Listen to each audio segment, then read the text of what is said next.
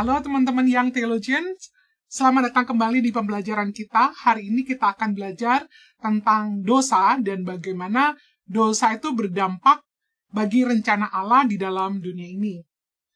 Sebelumnya kita telah membahas bahwa Tuhan menciptakan dunia dan segala isinya, lalu Dia mempercayakan dunia itu untuk dikembangkan dan dikelola oleh manusia, yaitu Adam dan Hawa. Kejadian 2 ayat 15 mengatakan, Tuhan Allah mengambil manusia itu dan menempatkannya dalam Taman Eden untuk mengusahakan dan memelihara taman itu. Nah, supaya manusia dapat mengerjakan tugas yang besar dan penting ini, Tuhan kemudian memberikan Adam partner yang sepadan untuk mengerjakan misi Allah, yaitu Hawa. Tuhan juga meminta mereka untuk beranak cucu dan bertambah banyak, supaya anak-anak dan cucu-cucu mereka juga menjadi pekerja misi Tuhan dalam mengelola, memelihara, dan mengembangkan bumi. Tuhan tentu saja memberkati mereka dengan kehidupan yang sempurna di Taman Eden. Namun, Tuhan juga memberikan larangan agar mereka tidak makan buah pengetahuan yang baik dan yang jahat. Apabila mereka melanggar, maka hukumannya adalah mati. Itulah yang dikatakan dalam Kejadian 2 ayat 16 dan 17. Lalu Tuhan Allah memberi perintah ini kepada manusia, semua pohon dalam taman ini boleh kau makan buahnya dengan bebas. Tetapi pohon pengetahuan yang baik dan yang jahat itu, janganlah kau makan buahnya. Sebab pada hari engkau memakannya, pastilah engkau mati. Namun apa yang direncanakan oleh Tuhan dengan sempurna, menjadi rusak ketika Adam dan Hawa memilih untuk melanggar perintah Tuhan, dan makan buah pengetahuan yang baik dan yang jahat itu. Nah, sekarang mari kita melihat apa akibatnya. Seorang ahli perjanjian lama yang bernama Gerhard von Rad menjelaskan bahwa akibat dari dosa adalah jarak antara Tuhan dan manusia itu makin lama makin jauh. Kadar dosa makin lama juga makin parah. Kalau tadinya barangkali hanya di satu titik gitu ya, makin lama berpengaruhnya makin luas sehingga seluruh bumi ini dipengaruhi oleh dosa. Kemudian hukuman Allah juga makin lama itu makin parah, makin besar. Namun anugerah Tuhan juga terus ada dan makin besar dan makin besar. Nah, dalam tabel yang saudara bisa lihat, di situ ada daftar ya. Misalnya dari Kejadian 1 dan 2, kita melihat pada waktu itu dosa nggak ada. Jadi jarak antara Allah dan manusia juga nggak ada. Mereka sama-sama berdiam di Taman Eden. Hukuman tidak ada, ya, dan anugerah Allah ya semuanya itu ada di situ, dirasakan gitu. Kemudian dosa masuk itu mulai Kejadian 3. Pada waktu itu dosanya adalah manusia makan buah pengetahuan yang baik dan yang jahat. Nah, akibatnya apa? Akibatnya relasi Tuhan dengan manusia rusak sehingga terjadi jarak di antara mereka. Manusia takut bertemu Tuhan dan bersembunyi, kemudian Tuhan mengusir manusia keluar dari Eden. Jadi ada jarak. Kemudian jarak itu bukan hanya manusia dengan Tuhan, tetapi juga manusia dengan manusia. Adam dengan Hawa. Mereka saling menyalahkan, mereka konflik. Yang tadinya mereka menjadi satu, sepadan, satu daging, sekarang mereka konflik. Ada jarak. Kemudian juga dalam hukuman Tuhan mengatakan bahwa manusia akan bermusuhan dengan ular yang mewakili mungkin binatang di situ dan mewakili si jahat. Kalau tadinya mereka hidup dengan harmonis, gara-gara dosa ini maka ada jarak yang tercipta. Ada permusuhan yang muncul. Lalu juga jarak antara manusia dengan tanah dan dengan alam yang lain. Ya, kalau tadinya manusia itu dekat dengan mereka, bahkan manusia atau Tuhan mempercayakan bumi untuk dikelola, maka setelah dosa seakan-akan tanah tidak mau bekerja sama. Jadi sulit untuk dikelola. Dan Adam harus berpeluh, harus bekerja keras supaya tanah itu bisa dikerjakan atau dikelola. Nah, hukumannya adalah hukuman keterpisahan antara Tuhan dan manusia. Tuhan nggak mau dekat manusia lagi, begitu. Kemudian bekerja keras dan juga sakit pendarahan. Tetapi anugerah Allah juga ada. Dengan simbol manusia diberi baju dari kulit binatang. Nah, kemudian Kejadian 4, kita melihat sekarang dosa itu digrinya tambah parah. Kalau tadi makan buah pengetahuan yang baik dan yang jahat, sekarang adalah pembunuhan. Ya, kita lihat di sini gradasi kualitas dari dosa meningkat. Kain membunuh Habil. Jarak antara Tuhan dan manusia juga makin jauh sebenarnya. Ya, karena pada waktu itu kan Kain dihukum untuk menjadi pengembara. Jadi Tuhan menyatakan ketidaksukaannya kepada Kain. Jarak antara saudara sudah pasti jauh karena mereka membunuh. Kemudian hukumannya adalah Kain harus bersembunyi dari Tuhan dan menjadi pelarian. Tetapi anugerah Tuhan juga ada, yaitu Kain diberi tanda perlindungan supaya orang lain tidak membunuh dia. Nah, dosanya terus berkembang ya. Kejadian 6-7 kita melihat sekarang dosa itu dilakukan bersama-sama oleh sekelompok orang. Kalau tadinya individual gitu ya, Kain saja atau Adam dan Hawa, sekarang seluruh masyarakat. Mereka melakukan tindakan imoralitas, bahkan Kejadian 6 ayat 5 berkata, mereka tuh hatinya cenderung melakukan kejahatan. Dan di dalam kitab ini, Kisah Nuh juga diceritakan semuanya itu berdosa. Tidak ada yang benar kecuali Nuh. Ya, kemudian jarak, ini menunjukkan jarak dari Tuhan tuh makin jauh. Karena kalau dekat dengan Tuhan, maka keinginan hati mereka adalah memuliakan Tuhan. Semakin jauh dari Tuhan, maka kecenderungan hati mereka adalah melakukan kejahatan. Dan di sini kita lihat, dosa itu menyebar secara geografis. Jadi, dunia tuh makin lama makin hitam, makin dikuasai oleh dosa. Hukuman Tuhan juga makin masif. Kalau tadi diusir keluar dari Taman Eden, kemudian Kain jadi pengembara, sekarang sama Tuhan diberikan air bah. Tetapi sekali lagi anugerah Tuhan juga nyata. Tuhan menyelamatkan keluarga Nuh dan memberikan janji kepada Nuh. Kemudian di Kejadian 11. Kejadian 11 itu juga ada kejahatan komunal. Yaitu dengan terang-terangan manusia melawan Tuhan dengan mendirikan menara Babel. Mereka ini sekelompok orang yang punya teknologi yang tinggi. Mereka orang-orang yang hebat, orang-orang yang pintar, dan mereka berkata, mari kita membangun menara yang tinggi dan membuat nama bagi diri kita sendiri. Tuhan marah, ini adalah pelanggaran juga terhadap hukum Tuhan untuk memenuhi bumi, karena mereka ingin jumlah yang banyak itu menunjukkan kehebatan manusia. Nah, akibatnya jarak antara Tuhan dan manusia makin jauh. Sekali lagi, dari kalau tadi Eden, sekarang dari Eden ke Babel, begitu ya. Kemudian juga akibatnya manusia dikacaukan oleh Tuhan dan disebarkan, dan jarak antara manusia satu dengan manusia yang lainnya juga makin luas. Tetapi di sini ada anugerah Tuhan, yaitu bahasa. Memang dikatakan bahwa bahasa itu muncul gara-gara manusia melawan Tuhan dengan mendirikan menara Babel. Itu di pasal 11. Tapi kalau teman-teman lihat di pasal 10 bagian yang terakhir, di situ didaftarkan, ada daftar keturunan Nuh, dan di situ sudah ada banyak bahasa. Jadi bahasa sejak semula sudah ada dalam rencana Tuhan. Ini bukan sekedar kutuk, ya akibat dari Tuhan mengacaukan, tetapi ini juga adalah anugerah. Kemudian di dalam Kejadian 11 sampai 50, kemudian masuk ke Keluaran 1 sampai 5. Wah, di situ kita melihat kejahatan dalam berbagai aspek kehidupan. Ada perang, ada penindasan, ada poligami, ada pelecehan seksual, ada penipuan, pengkhianatan, perbudakan, ya ada saudara menjual saudaranya. Jadi makin bervariasi dosa, makin banyak, degree-nya makin lama makin parah.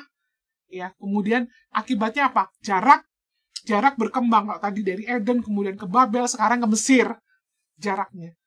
Dan akibatnya Tuhan juga tidak berbicara kepada bangsa Israel selama lebih dari 400 tahun ketika mereka di Mesir.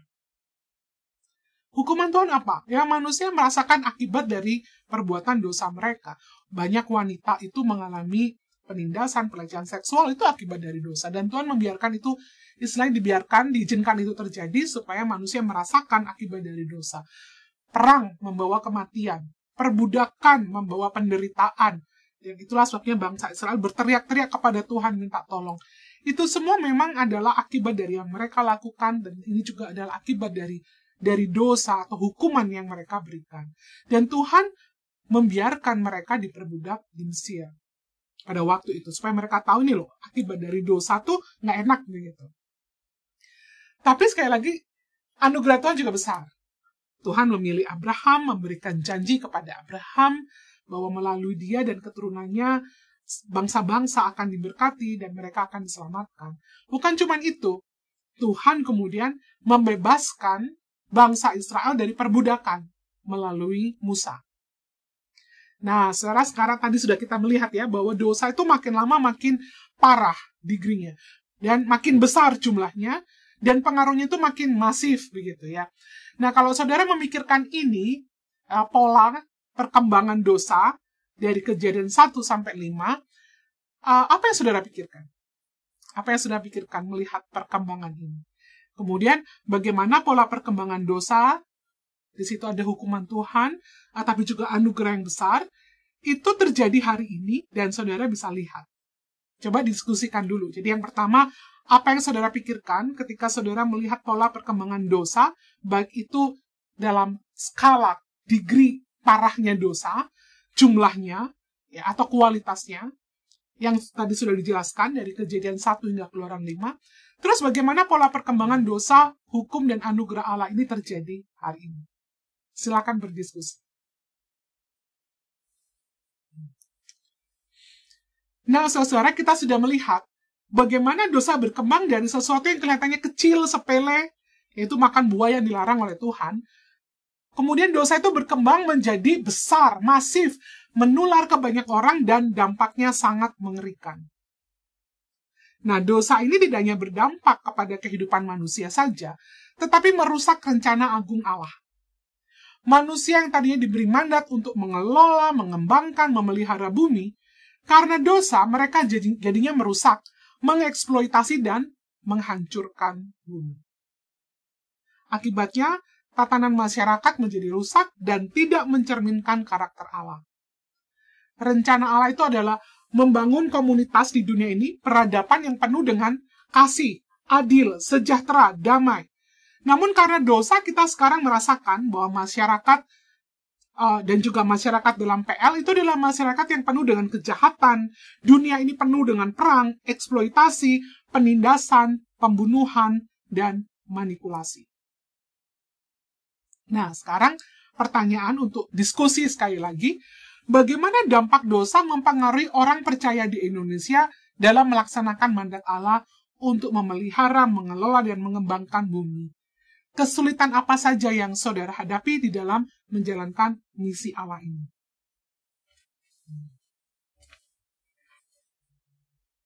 Saudara, seperti yang ditunjukkan oleh Von Rath, meskipun dosa makin parah, manusia terus melawan Allah, dan jarak antara manusia dan Tuhan itu makin jauh. Manusia gagal dalam menjalankan misi Allah, namun kasih dan anugerah Allah selalu ada. Penebusan tidak dimulai dari perjanjian baru melalui Kristus, melainkan penebusan sudah direncanakan dan dimulai bahkan sejak manusia jatuh dalam dosa dan digenapi secara sempurna oleh Kristus. Peristiwa pembebasan bangsa Israel dari perbudakan di Mesir adalah salah satu gambaran penebusan yang Allah lakukan sejak zaman Perjanjian Lama. Dalam peristiwa Keluaran itu, penebusan yang dilakukan oleh Tuhan sifatnya adalah menyeluruh, holistik, dan integral. Tuhan pada waktu itu tidak hanya memerintahkan bangsa Israel untuk percaya saja. Tidak apa-apa menderita, yang penting percaya supaya mereka masuk surga. Lalu Tuhan tidak peduli dengan kondisi mereka yang diperbudak di Mesir. Itu tidak terjadi. Melainkan, Tuhan benar-benar membawa Israel keluar dari Mesir dan menyelamatkan mereka dari perbudakan secara real. Hal ini menunjukkan dengan jelas bahwa kondisi mereka selama 430 tahun di Mesir adalah kondisi yang berlawanan dengan apa yang Tuhan rencanakan dan inginkan. Dalam perbudakan itu mereka mengalami penindasan, eksploitasi, kekejaman yang ekstrim.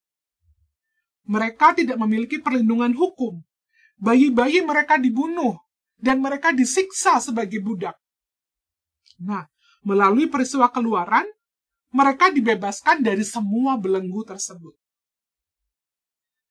Menariknya, sebelum Tuhan membawa mereka keluar dari Mesir, Tuhan terlebih dahulu menyatakan siapa dirinya. Jadi bukan cuma sekedar pembebasan sosial, Tetapi ada proklamasi tentang diri Allah sendiri. Dimulai dari pertemuannya dengan Musa melalui semak duri yang tidak terbakar oleh api, sampai kepada 10 tulah yang menyatakan kekuasaan Allah yang besar, yang tidak dapat dibandingkan dengan dewa-dewa Mesir. Melalui manifestasi kuasa Allah itu, bangsa Israel menjadi percaya dan bersedia untuk ditebus, untuk dikeluarkan, dibebaskan dari perbudakan Mesir. Dan bahkan setelah itu Tuhan terus memproklamasikan siapa dirinya melalui banyak sekali mujizat, seperti membelah laut Teberau, memberi mana dari surga, dan lain sebagainya. Mari kita melihat aspek apa saja yang ada dalam penebusan Allah. Yang pertama, pemulihan jarak antara Tuhan dan manusia. Dalam Keluaran pasal 3, kita melihat Tuhan hadir menemui Musa. Tuhan berinisiatif menemui Musa. Tadinya jauh, Musa nggak kenal Tuhan. Makanya ketika bertemu, Tuhan perlu memperkenalkan dirinya. Aku adalah Allah Abraham, Allah Ishak, Allah Yakub. Lalu Musa bertanya, siapa namamu? Ya, karena dewa-dewa di Mesir punya nama. Jadi itu yang Musa pikirkan. Jadi Tuhan hadir melalui Musa. Dia memperkecil jarak itu. Dan dampaknya Musa diutus sebagai alat penebusan Allah. Kemudian dari Keluaran 7-11 kita melihat Tuhan hadir melalui tulah. Dan ini adalah proklamasi diri Allah kepada bangsa Israel dan juga kepada bangsa Mesir. Dan melalui proklamasi ini, bangsa Israel menjadi percaya dan kemudian mereka taat dan mau keluar dari perbudakan. Keluaran 14-21, di situ Tuhan hadir melalui berbagai mujizat. Banyak sekali. Ya, salah satunya membelah laut Teberau tadi. Dan bangsa Israel menjadi takut dan percaya kepada Tuhan. Itu dari Keluaran 14 dan seterusnya ya. Tapi khususnya 14 ayat 21, itu Tuhan membelah laut Teberau dan bangsa Israel menjadi takut dan percaya. Kemudian Keluaran 13 dan 14, di situ Tuhan hadir melalui tiang awan dan tiang api. Dan bangsa Israel merasakan kehadiran Tuhan tuh setiap hari bersama dengan mereka. Karena tiang awan dan tiang api itulah yang memimpin perjalanan mereka. Keluaran 20 dan seterusnya, Tuhan hadir melalui hukum. Tuhan menghadirkan keteraturan dan kesejahteraan. Waktu hidup di Mesir, kehidupannya tidak teratur. Tidak mengalami kesejahteraan. Tidak ada hukum sekali lagi yang melindungi. Tapi Tuhan hadir melalui hukumnya. Di dalam kitab Keluaran. Keluaran 32, Tuhan hadir melalui para imam. Nah, ini adalah aparat-aparat pemerintahan yang Tuhan hadirkan untuk mewakili Allah hadir bersama dengan mereka. Ya, kemudian juga Tuhan hadir melalui pemeliharaan mereka di padang gurun. Bangsa Israel merasakan kehadiran Tuhan setiap saat. Dan ini nanti kalau diteruskan, melalui tabut perjanjian, melalui kemah suci, dan seterusnya. Nah, sekarang mari kita melihat apa dampak dari peristiwa keluaran itu bagi bangsa Israel. Yang pertama, sudah sangat jelas, kebebasan secara rohani. Mereka sekarang bisa menyembah dan beribadah dengan bebas. Dan bukan hanya itu saja, Tuhan ada bersama dengan mereka setiap hari. Mereka merasakan indahnya bersekutu dengan Tuhan. Ya, ini tidak bisa mereka rasakan waktu di Mesir. Mereka hidup dalam perbudakan dan dalam konteks masyarakat yang politeistik. Kemudian yang kedua, bukan cuma secara rohani, tapi betul-betul merdeka sebagai satu bangsa. Mereka bisa mengatur masyarakat dengan hukum-hukum Allah yang Tuhan berikan dalam hukum Taurat. Dan hukum-hukum itu sangat kontras dengan hukum yang mereka temui di Mesir. Ya, salah satu yang menjadi anugerah adalah hukum yang melindungi para budak. Ya, biasanya kita mendengar satu ayat yang kontroversial gitu ya, mata ganti mata, gigi ganti gigi. Tapi kalau kita lihat dari konteksnya, itu adalah hukum yang melindungi para budak. Waktu di Mesir, ketika mereka giginya dipukul, tidak ada yang melawan. Bahkan dibunuh, anak-anaknya dibunuh pun tidak ada hukum yang melindungi.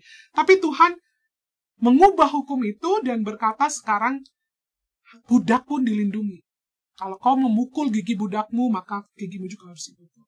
Jadi hukum ini adalah hukum anugerah. Hukum Sabat juga hukum anugerah. Waktu di Mesir mereka tidak punya istirahat, bekerja terus sampai mati, tetapi melalui hukum Taurat mereka diberikan hukum yang mengatur istirahat mereka. Kemudian, bukan hanya mereka bisa mengelola masyarakat, ini ingat mandat Allah yang pertama tadi dalam kitab Kejadian adalah untuk mengembangkan, mengelola bumi, dan itulah ini sekarang mereka bisa lakukan, gitu ya, dengan hukum-hukum yang Tuhan berikan, hukum-hukum yang sangat indah. Kemudian mereka juga punya kebebasan secara ekonomi. Mereka bisa mengelola sumber daya yang ada, yang Tuhan berikan.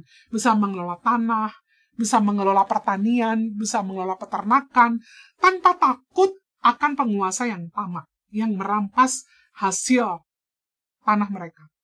Hukum Taurat itu memberikan perlindungan, memberikan kepada mereka ruang untuk berkembang, mengembangkan ekonomi mereka, mengatur sistem perdagangan, dan lain sebagainya. Kemudian dampak berikutnya dari peristiwa penebusan ini adalah kebebasan dalam berkreasi dan mencipta. Kebebasan untuk mengembangkan budaya, menciptakan teknologi untuk kepentingan masyarakat dan tentu saja untuk kemuliaan Tuhan. Ya, contohnya berkreasi ya dalam tuntunan Tuhan tentunya pada waktu itu untuk membuat baju imam itu adalah satu kreasi. Waktu mereka di Mesir, mereka nggak bisa berkreasi. Dan di sini Tuhan mengajari mereka untuk berkreasi. Mendirikan kemah suci itu juga adalah desain, kreatif desain. Membuat tabut perjanjian dan banyak hal yang lain lagi. Jadi kebebasan untuk berkreasi, untuk mengembangkan masyarakat, untuk mengembangkan teknologi. Kemudian juga kebebasan dalam melakukan pendidikan. Ada banyak nasihat dan perintah dalam hukum Taurat yang berkaitan dengan pendidikan anak dan orang tua. Di Mesir sebagai budak tentu saja mereka tidak bisa mendapatkan pendidikan yang layak. Barangkali hanya Musa, karena dia diangkat sebagai anak Fir'aun. Karena itu Musa yang dipilih oleh Tuhan untuk menuliskan hukum. Tapi Tuhan tahu bahwa pendidikan tidak boleh berhenti di satu orang, Musa. Karena itu Tuhan memiliki visi pendidikan yang jelas. Tuliskanlah itu. Mungkin orang berpikir, emangnya bangsa Israel bisa baca? Tapi itu adalah visi. Tuhan memberikan banyak perintah supaya anak-anak dididik dengan takut akan Tuhan. Kemudian, apalagi dampaknya, ya. Saya coba membayangkan dan melihat di sini juga mereka pada akhirnya punya kebebasan di dalam bekerja atau berkarir secara profesional gitu ya. Dalam Kejadian 4 disebutkan ada banyak orang yang memiliki kemampuan khusus dari Tuhan. Seperti peternak, tukang besi, tukang tembaga, pemusik, dan lain sebagainya. Di Mesir mereka adalah budak. Mereka tidak bisa mengembangkan bakat dan talenta yang mereka miliki. Nah, setelah dibebaskan, mereka bisa mengembangkan karunia yang Tuhan berikan itu dengan bebas. Nah, saudara, itu tadi kira-kira beberapa dampak ya dari penebusan. Nah, sekarang saya ingin saudara diskusi lagi. Bagaimana dampak penebusan Allah itu memampukan bangsa Israel untuk kembali menjalankan mandat Allah dalam kitab Kejadian. Ingat tadi saya sudah memberikan beberapa clue, saudara bisa berpikir dengan kreatif. Kira-kira bagaimana dampak penebusan itu mengembalikan, memampukan kembali bangsa Israel untuk menjalankan mandat Allah dalam Kejadian 1 dan 2. Kemudian, selain keselamatan yang kekal, apa dampak dari penebusan Kristus yang dapat saudara rasakan dalam kehidupan sehari-hari? Silahkan.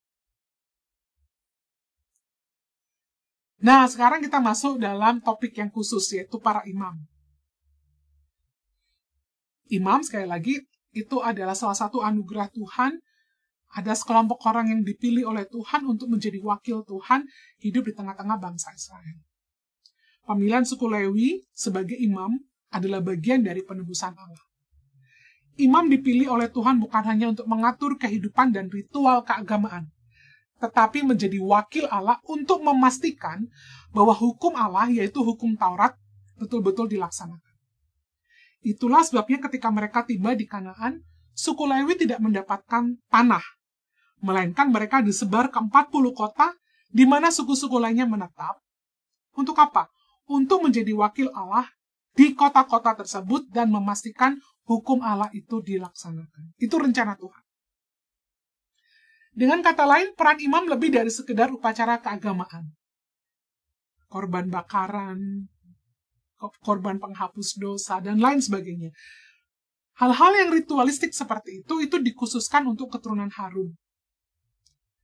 Bagi yang bukan keturunan Harun, ya mereka disebar ke 40 kota itu.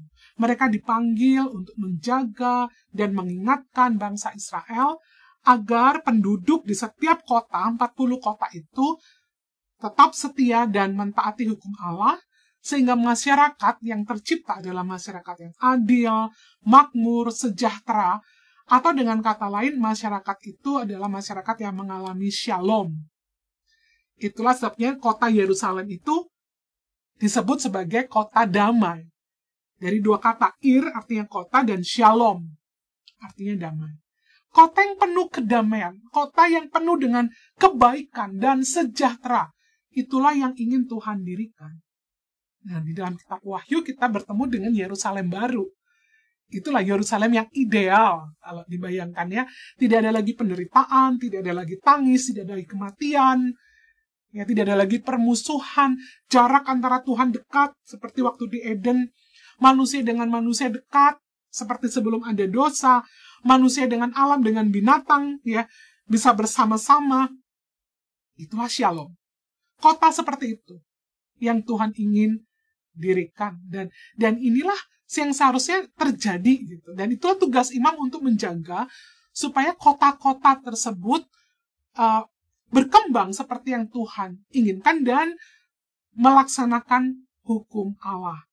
Ya, tentu saja gagal ya para imam ya, dan itulah makanya tugas imam ini digenapi oleh Yesus. Tetapi di sini para imam itu sebenarnya memiliki tanggung jawab sebagai penebus kecil.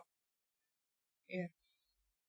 Di dalam konsep perjanjian baru, konsep imam ini diperluas bukan hanya keturunan Lewi atau mereka yang mempersembahkan diri menjadi pendeta atau penginjil atau dosen teologi, tetapi semua orang percaya.